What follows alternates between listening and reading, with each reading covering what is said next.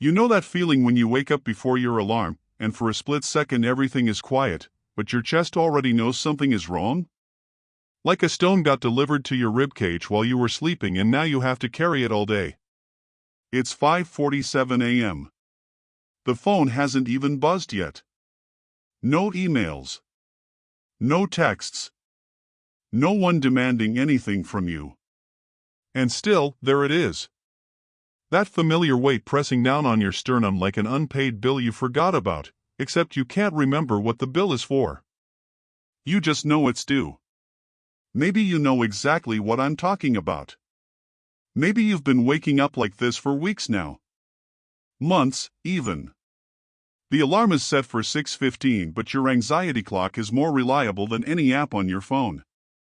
It doesn't need a charger.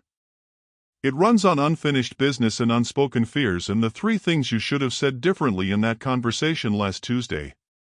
It's not panic, exactly. It's more like your soul is pacing back and forth in a room you can't leave. And the room is your own life. Let me paint the picture for you. Because I think you need to hear someone say it out loud so you know you're not crazy. You're lying there in the dark, and your brain has already started its morning commute through every disaster scenario available. There's the deadline you're behind on, the one your boss mentioned casually but you heard the subtext loud and clear.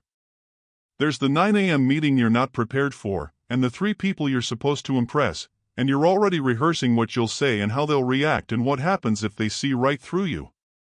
There's that message you haven't replied to, the one from your mom, or your friend, or your spouse, and every day you don't answer it, the guilt gets a little heavier. There's the money stuff. Always the money stuff. The numbers that don't add up. The payments coming due. The thing you're trying not to think about that your brain keeps circling back to like a moth around a porch light. And underneath all of it, there's this low hum of fear that you're not doing enough. That you're not enough. That everyone else has figured out something you missed, some secret manual for how to be a functioning adult, and you're just pretending. You're one bad day away from someone calling you out. From the mask slipping. From everyone realizing you've been making it up as you go along this whole time. Here's the wild part. The world hasn't even started yet. The sun isn't fully up. Your coffee hasn't been made. No one has asked you for anything. And yet the noise inside your head is already at full volume. It's like your mind is a room full of people all talking at once, and every single one of them has an opinion about what you should be afraid of. And you're just standing in the middle of it, still in your pajamas metaphorically speaking, trying to find the remote control to mute something, anything, but the batteries are dead and you can't remember where you put the spares. I want to invite you into something right now. Before the day officially begins. Before you check your phone.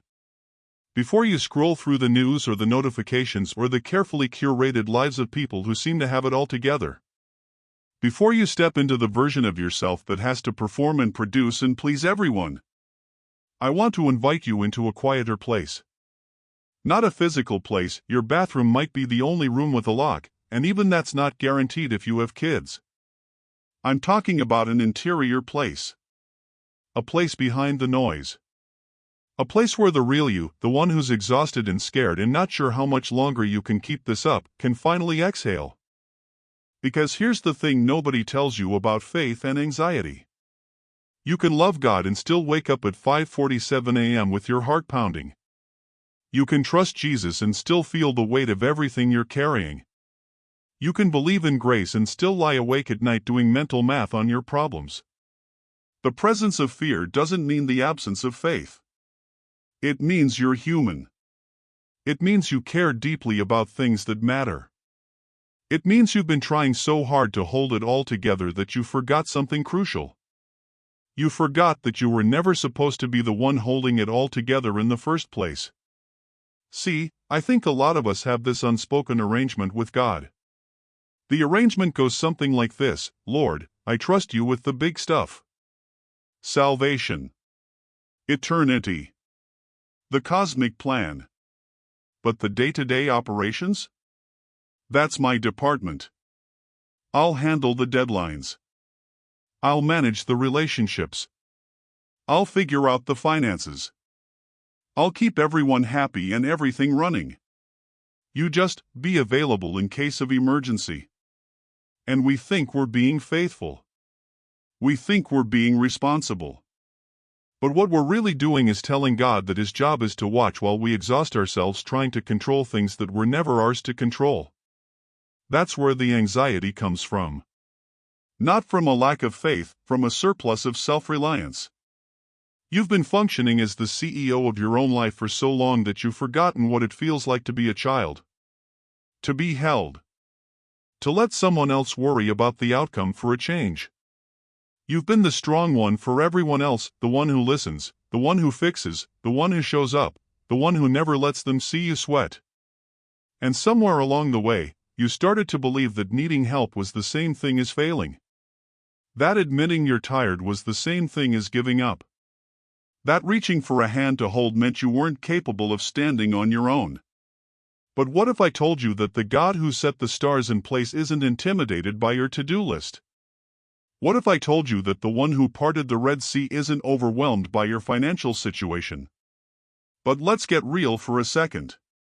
Because that whisper from God, that quiet invitation to stop being the CEO of your own life, it sounds beautiful in theory.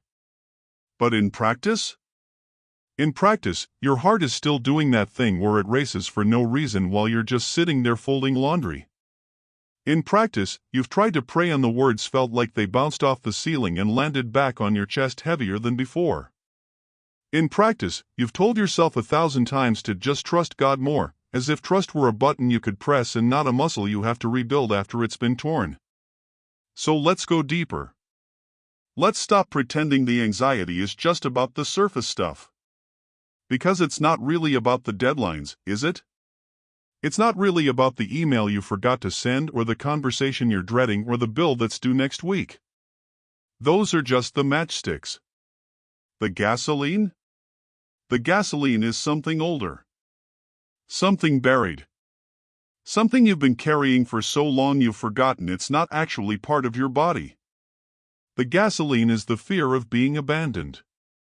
The fear that if you drop one ball, if you disappoint one person, if you show up as anything less than the version of yourself everyone expects, they'll leave. They'll realize you're not worth the trouble. And you'll be alone. That fear didn't start with this job or this relationship or this season. That fear might have started when you were 12 years old and someone important walked away. Or when you were 22 and you gave everything you had to something that still failed. Or when you were 35 and you realized the people you thought would catch you weren't even paying attention. And then there's the fear of losing control. Oh, this one is sneaky.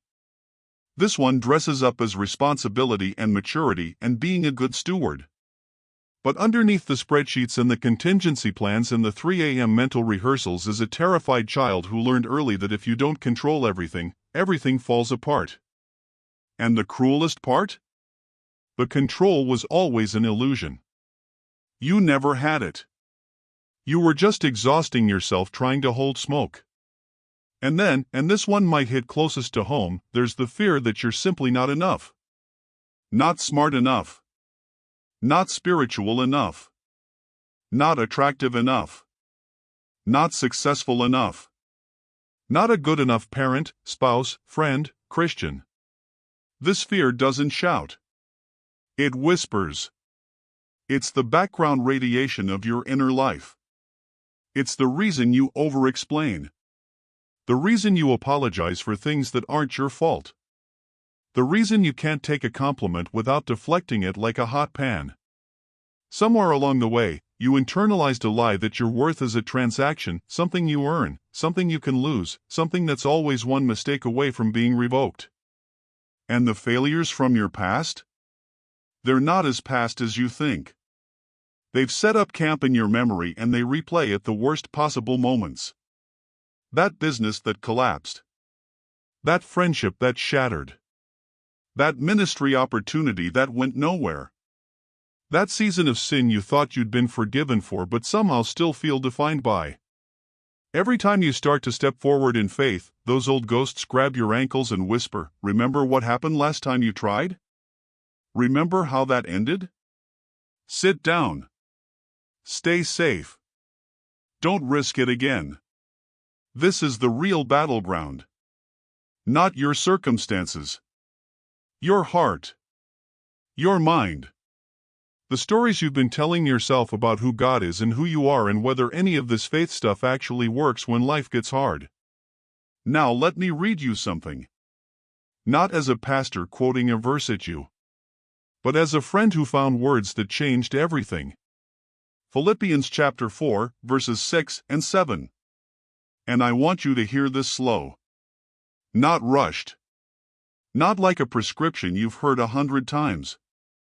But like a love letter addressed specifically to the person whose chest feels tight right now. Do not be anxious about anything. Stop right there. Because some of you just flinched. You heard that as a command and it felt like a rebuke. Like God was telling you to stop feeling what you're feeling. Like your anxiety was a sin you needed to confess. But what if it's not a rebuke? What if it's an invitation? What if the tone isn't a frustrated parent saying, "Stop crying or I'll give you something to cry about," but a loving father kneeling down, putting his hands on your shoulders, looking you in the eyes and saying, "You don't have to carry this. You were never meant to carry this. Let me take it." Do not be anxious about anything isn't a prohibition of emotion. It's a permission slip to stop playing God. It's the kindest thing anyone has ever said to you. Because anxiety is you trying to do a job you were never qualified for. You're trying to be omniscient, to know every possible outcome. You're trying to be omnipotent, to control every variable. You're trying to be omnipresent, to be everywhere at once, solving problems that haven't even happened yet. And you're burning out because you're a human being trying to do a divine job. God isn't angry about your anxiety. He's heartbroken that you've been trying to be Him. Now keep reading. But in every situation, by prayer and petition, with thanksgiving, present your requests to God. Every situation. Not just the emergencies. Not just the "I've tried everything else and nothing worked" situations.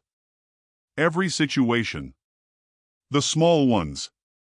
The mundane ones. The ones you think are too insignificant to bother God with. The parking spot. The difficult conversation. The decision about which school to choose.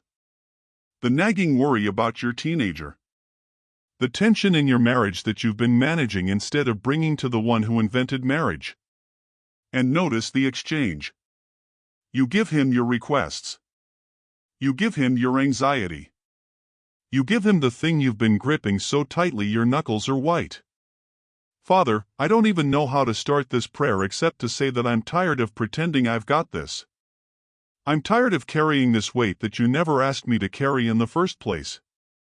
So right here, right now, with whatever faith I have left in this exhausted heart of mine, I surrender. I release my need to control every outcome. I release the fear of disappointing people. I release the pressure to prove that I'm enough, smart enough, spiritual enough, successful enough, put together enough. I release the sleepless nights and the anxiety-filled mornings. I release the what-ifs and the if-onlys. I release the version of my life that I thought I was supposed to be living by now. Father, I give you this day. Not the Instagram version. The real one. The 9 a.m. meeting that's been knotting my stomach since I saw it on my calendar last week. I invite your peace into that room before I even walk in. Let your calm be louder than my racing thoughts. Let your wisdom guide my words when I open my mouth. And if things don't go the way I'm hoping, anchor my heart in the truth that my worth was never tied to that outcome in the first place. When the enemy whispers lies about who I am and what my future holds, drown him out with your voice. Remind me that I am yours, that I am loved, that I am not forgotten, and that this season is not the whole story. Now let me pause here for a moment, because this next part? This is where the battle is won or lost. I want you to stop scrolling. Stop multitasking. Stop mentally composing your to-do list while you listen to this prayer. Right where you are, in your car, at your desk, on your couch, in your bed with the covers pulled up to your chin, I want you to whisper these words out loud. Not as a ritual. Not as a magic formula. But as a declaration of war against the anxiety that's been calling the shots in your life for too long. Say this with me. I receive the peace of God right now. Not because I understand everything that's happening. Not because my circumstances have suddenly changed. But because I trust that the one who holds the universe is holding me too. I don't see the whole picture. I don't know how this is going to work out. But I know the one who does, and I'm choosing to rest in his hands instead of my own understanding. Let that sink in for a second. That wasn't just words. That was a transfer. You just took your hands off the wheel and placed them in the hands of the God who parted seas, who shut lions' mouths, who walked out of a grave on the third day. Do you think he's intimidated by your situation? Do you think he's up in heaven wringing his hands, trying to figure out how to handle your problem? No. He's not worried. He's not confused. He's not running out of options. And because you belong to him, you don't have to be either. Now, as you walk into the rest of this day, here is my prayer over you. May the peace of God, the peace that doesn't make logical sense, the peace that remains steady when everything around you is shaking, fill your home today. May it settle over your kitchen table, over your living room, over the bedrooms where your children sleep. May every argument in your house be interrupted by grace. May every cold silence be broken by reconciliation. May every person who walks through your door feel the presence of God before they even hear a word about him. May your conversations today be soaked in wisdom. May you know exactly what to say and exactly when to say it. And when you don't know, may you have the humility to admit it and the patience to wait for God's timing. May the decisions you're facing, the ones that have been keeping you up at night, the ones that feel like choosing between two impossible options, be met with divine clarity. Not necessarily all the answers at once, but enough light for the next step. And may you have the courage to take that step even when you can't see the whole staircase. May you be protected from the attacks you can see and the ones you can't. May every scheme of the enemy against your mind, your marriage, your children, your calling, your peace, may it be exposed and dismantled before it ever reaches your doorstep. You are not unprotected. You are not uncovered. You are not walking into this day alone. Now let me be honest with you before we close. God has not promised to fix everything in your life by sunset. He hasn't promised that the diagnosis will disappear, that the money will show up in your bank account by 5 p.m., that the relationship will be healed by dinner, that the job offer will come before you go to bed tonight. That's not the kind of peace he's offering. He's offering something better than a quick fix. He's offering himself. His presence. His faithfulness. His track record. His promise that he is working even when you can't see it, even when you can't feel it, even when every circumstance is screaming that he's forgotten about you. He hasn't forgotten. He's not distant. He's not waiting for you to get your act together before he shows up. He's already here. He's already working. And he will be faithful to complete what he started in you. So here's what I want you to do. Not because commenting on a video has some kind of magical power, but because there is something that shifts in the spiritual realm when you declare your faith out loud. When you put a stake in the ground and say, "This is what I believe, even when my feelings don't line up yet." Write this in the comments. I receive the peace of God today, and my heart will rest in him. Type it. Speak it over your own life. Let it be a public declaration that you are done being ruled by anxiety, done being pushed around by fear, done letting the enemy steal your sleep and your joy and your hope. You belong to the God who holds it all, and that means you can finally exhale. If this prayer met you where you are today, hit that like button so others can find it too.